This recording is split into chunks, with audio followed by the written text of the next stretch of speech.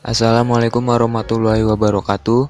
Di sini kami dari kelompok 7 mau memaparkan materi tentang perlindungan dan penegakan hukum. Sebelumnya perkenalkan anggota kami. Yang pertama ada Adin Al-Kausar absen 3, yang kedua ada Devara Fitra absen 9, yang ketiga ada Muhammad Dewangga absen 21, yang keempat ada Nando Dwi Prasojo absen 24, yang kelima ada Wiguna Putra absen 34. Pengertian hukum. Hukum adalah aturan yang bertujuan mengatur pergaulan hidup, dibuat oleh lembaga yang berwenang, bersifat mengikat dan memaksa, dan dikenakan sanksi bagi yang melanggar. Sesuai dengan pasal 1 ayat 3 Undang-Undang Dasar 1945 bahwa negara Indonesia adalah negara hukum.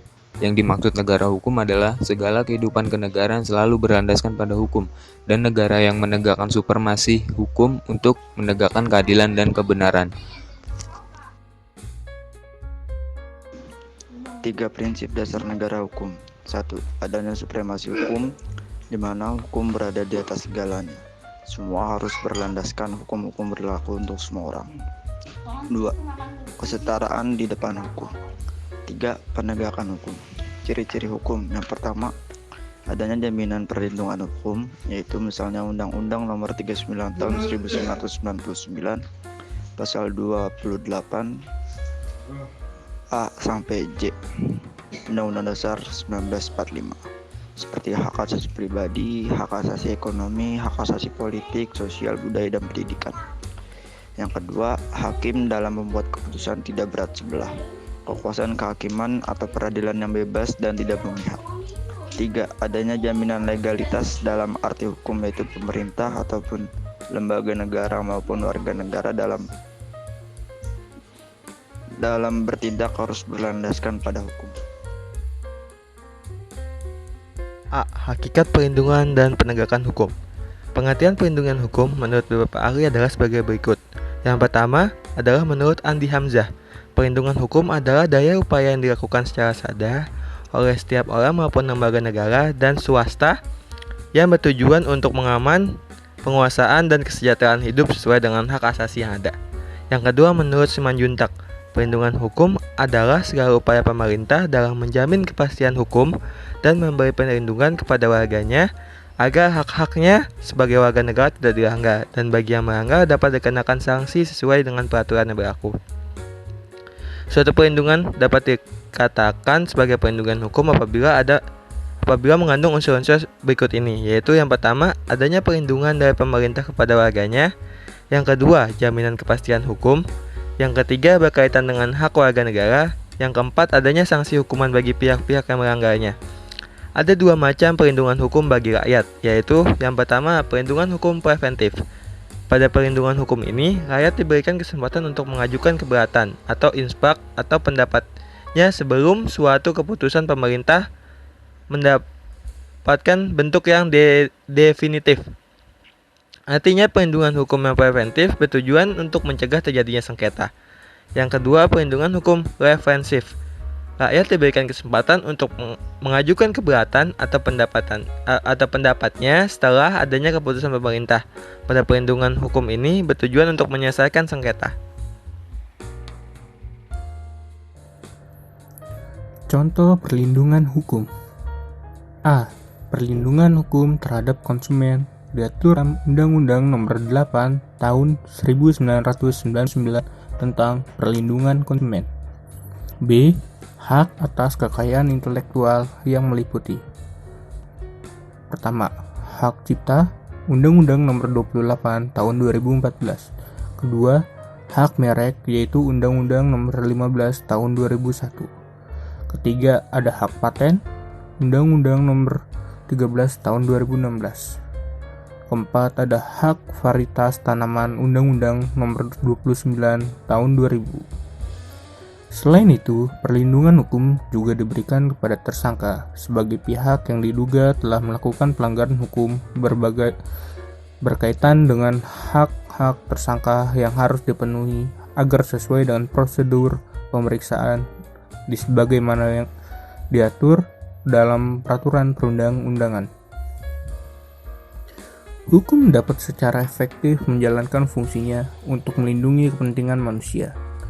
Apabila tidak bertahan, Dengan kata lain, perlindungan hukum dapat terwujud apabila proses penegakan hukum dilaksanakan. Penegakan hukum merupakan salah satu upaya untuk menjadikan hukum sebagai pedoman dalam setiap perilaku masyarakat maupun aparat atau lembaga penegakan hukum. Peran lembaga penegak hukum dalam menjamin keadilan dan kedamaian. Yang pertama, peran Kepolisian Republik Indonesia atau Polri. Kepolisian Republik Indonesia merupakan lembaga negara yang berperan AL. Yang pertama, mengatur lalu lintas. Yang kedua, memberantas gerakan terorisme. Yang ketiga, mencegah penyalahgunaan narkoba. Yang keempat, memelihara keamanan dan ketertiban. Yang kelima, menegakkan hukum, memberikan perlindungan, pengayoman, dan pelayanan dalam masyarakat. Yang keenam, sebagai penyidik utama yang menangani setiap kejahatan. Kepolisian Republik Indonesia juga mempunyai kewenangan yang diatur dalam pasal 16 UUD nomor 2 tahun 2002. Yang pertama, melakukan penangkapan, penahanan, penggeledahan, dan penyitaan. Yang kedua, melarang setiap orang memasuki TKP untuk kepentingan penyelidikan. Yang ketiga, membawa dan menghadapkan orang kepada penyidik dalam rangka penyidikan. Yang keempat, melakukan pemeriksaan dan penyitaan surat. Yang kelima, memanggil orang untuk didengar dan diperiksa sebagai tersangka. Yang keenam, mengadakan penghentian penyelidikan. Yang ketujuh, menyerahkan berkas perkara kepada penuntut umum. 2. Peran Kejaksaan RI. Kejaksaan RI merupakan lembaga negara yang melaksanakan tugas di bidang penuntutan. Peran Kejaksaan RI menurut Undang-Undang RI nomor 16 tahun 2004. Yang pertama, menegakkan supremasi hukum, perlindungan kepentingan umum, penegakan hak asasi manusia, yang terakhir pemberantasan KKN. Tugas dan wewenang kejaksaan dikelompokkan menjadi 3. Yang pertama di bidang pidana, melakukan penuntutan, melaksanakan penetapan hakim dan putusan pengadilan, melakukan pengawasan terhadap pelaksanaan putusan pidana, melakukan penyidikan terhadap tindak pidana tertentu, melengkapi berkas perkara tertentu. Yang kedua, di bidang perdata dan tata usaha negara. Kejaksaan dengan kuasa khusus dapat bertindak baik di dalam maupun di luar pengadilan. Yang ketiga, dalam bidang ketertiban dan ketentraman umum. Peningkatan kesadaran hukum masyarakat, pengamanan kebijakan penegakan hukum, pengawasan peredaran barang cetakan, pengawasan aliran kepercayaan yang dapat membahayakan masyarakat, pencegahan penyalahgunaan atau penodaan agama, penelitian dan pengembangan hukum serta statistik kriminal.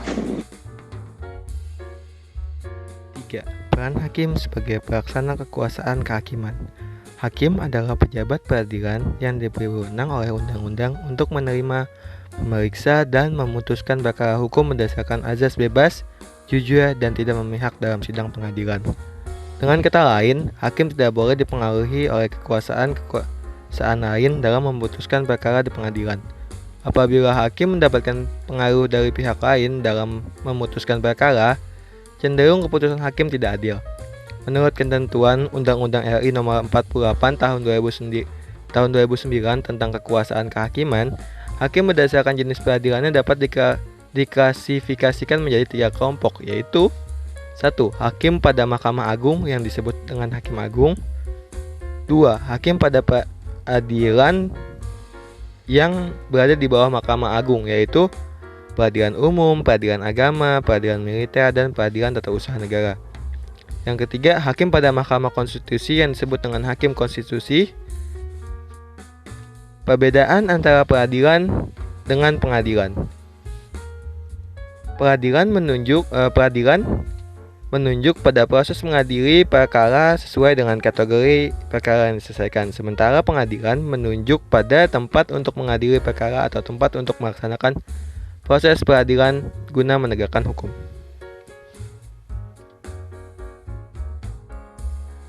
4. Penegakan hukum. Advokat adalah orang yang berprofesi memberi jasa hukum yang berupa memberi konsultasi hukum, bantuan hukum, menjalankan kuasa, mewakili, membela, mendampingi, dan melakukan tindakan hukum. Persyaratan untuk menjadi advokat menurut pasal 3 Undang-Undang Republik Indonesia Nomor 18 Tahun 2003 yaitu warga negara Republik Indonesia bertempat tinggal di Indonesia, tidak berstatus sebagai pegawai negeri atau pejabat negara, berijazah sarjana hukum dan lulus ujian yang diadakan organisasi advokat, tidak pernah dipidana, berperilaku baik, jujur, bertanggung jawab, adil, dan mempunyai integritas yang tinggi. Tugas dari advokat: pertama, membuat dan mengajukan gugatan, jawaban, tangkisan, sangkalan, memberi pembuktian, mendesak segera disidangkan atau diputuskan perkaranya. Kedua, membantu hakim dalam mencari kebenaran dan tidak boleh memutar balikan peristiwa demi kepentingan klien agar kliennya menang dan bebas. 5. Peran KPK, Komisi Pemberantas Korupsi. KPK dibentuk berdasarkan UU Republik Indonesia Nomor 30 Tahun 2002. Tujuan dibentuknya KPK adalah untuk mengatasi, menanggulangi, dan memberantas korupsi. KPK mempunyai tugas antara lain: yang pertama, koordinasi dengan instansi yang berwenang melakukan pemberantasan tindak pidana korupsi. Yang kedua, supervisi terhadap instansi yang berwenang melakukan tindakan pidana korupsi. Yang ketiga, melakukan penyelidikan, penyidikan, dan penuntutan terhadap tindak pidana korupsi. Yang keempat, melakukan tindakan-tindakan pencegahan. Wewenang KPK: pertama, mengkoordinasi penyelidikan, penyidikan, dan penuntutan tindak pidana korupsi. Kedua, menetapkan sistem pelaporan dalam kegiatan pemberantasan tindak pidana korupsi. 3. Meminta informasi tentang kegiatan pemberantasan tindak pidana korupsi. Keempat, melaksanakan dengan pendapat atau pertemuan dengan instansi yang berwenang melakukan tindak pidana korupsi. 5. Meminta laporan instansi terkait pencegahan tindak pidana korupsi. Dalam menjalankan pedoman atas asas sebagai berikut. Pertama, kepastian hukum. Kedua, akuntabilitas. Keempat, kepentingan umum. Kelima, proporsionalitas.